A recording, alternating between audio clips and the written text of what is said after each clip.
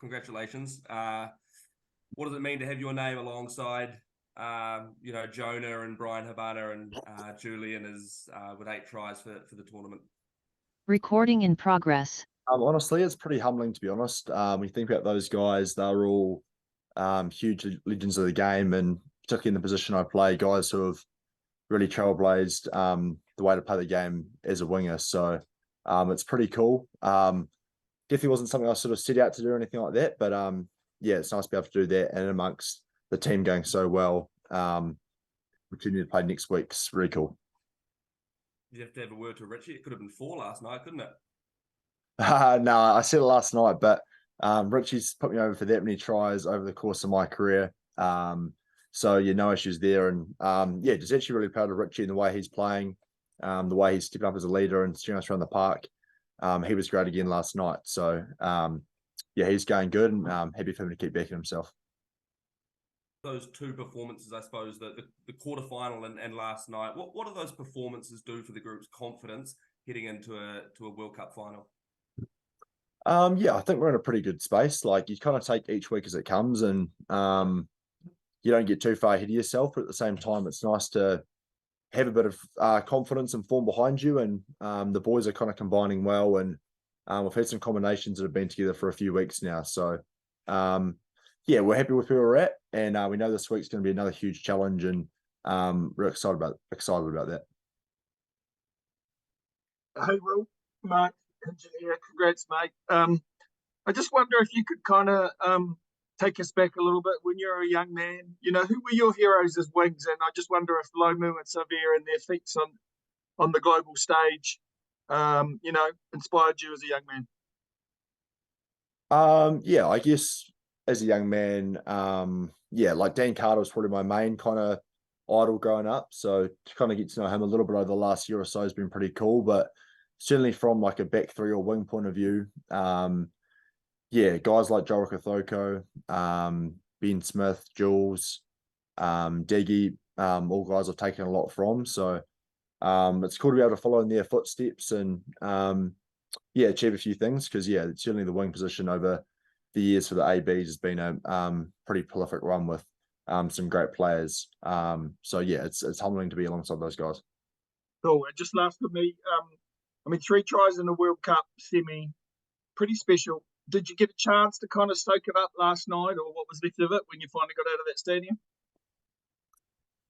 Yeah, I ended up getting drug tested last night, actually. So there was a bit of a process kind of involved with that, which took a bit of gloss off it. But no, it was cool. I think, yeah, on the bus on the way back, the music committee was on fire playing some good tunes. So boys were singing along and enjoying the bus trip back to the hotel, which we had. So yeah, we certainly took last night to kind of reflect on yeah, where we are at the moment and how we're going. So it's nice to be able to have an extra kind of day to be able to do that. And then we know this afternoon, tomorrow, Monday, really start switching into the English or the box.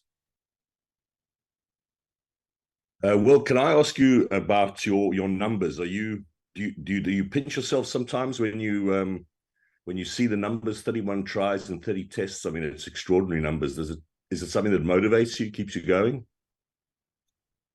Not really, to be honest. Like, I'm not sort of one to kind of treat numbers in there. I think I've always liked kind of the support play and trying to be in the frame and read the game sort of scenarios. So I guess being able to do that is what kind of I review on, and yeah, what I kind of hold my hat to. So it's not necessarily so much scoring tries, because you get a few like I had last night where you just sort of catch it and dive over. It's more about just, yeah, involvements in the game for me, and just trying to pop up and give us an extra number on attack is where I sort of hold my hat to. So like, it's always cool to be able to score tries and dive over, but it's not kind of, I guess, the main marker I kind of use around how I'm going.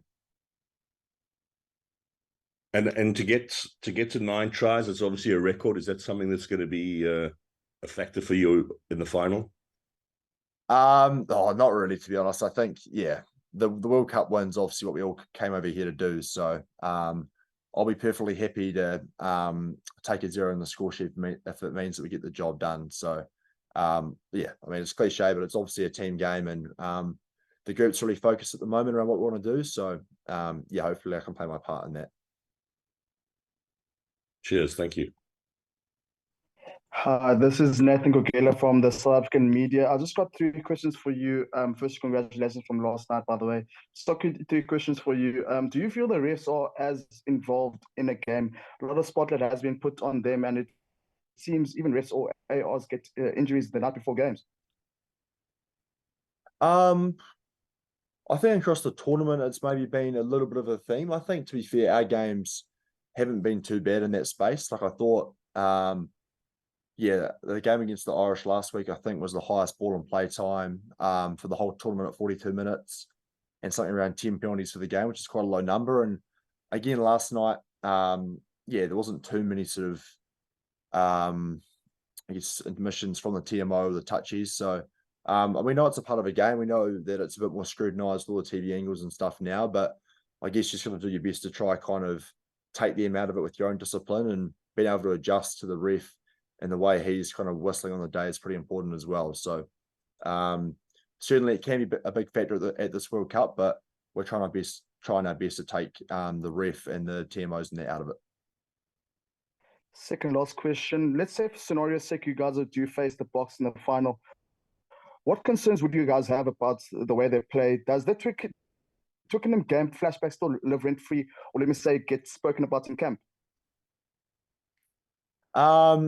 Yeah, the Twickenham game doesn't get sort of reflected on too much, to be fair, over the last couple of months. Yeah, I mean, we'll just wait and see tonight who we're going to play. I think certainly we've got a lot of respect for both teams. Obviously, the English knocked us out in the World Cup last time. So, yeah, it'll be interesting to watch that game and see what happens. And we know both teams, yeah, will test us. Certainly the Boks are a great rival of ours, and we've got some great strengths across the park. So we'll wait and see how we go tonight, and then work out how we're going to beat them from there. Hi, team. We'll take one more, and then we're going to bring in our defence coach, Scott McLeod.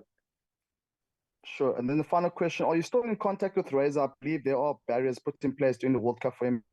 He is quite an influential character, and obviously him being your coach while you guys were at the Crusaders. Yeah, I haven't really heard from Razor much throughout the World Cup. I don't think that's a case of kind of any barriers between us and stuff. I think, yeah, he knows that we're locked in at the moment around the coaching group we've got with Foz leading the way, and he's working away towards when he comes in next year. So no, I haven't heard from Razor, but I don't think there's any sort of thing too untoward about that. Thanks a lot, team. Thanks, Jill. There you go.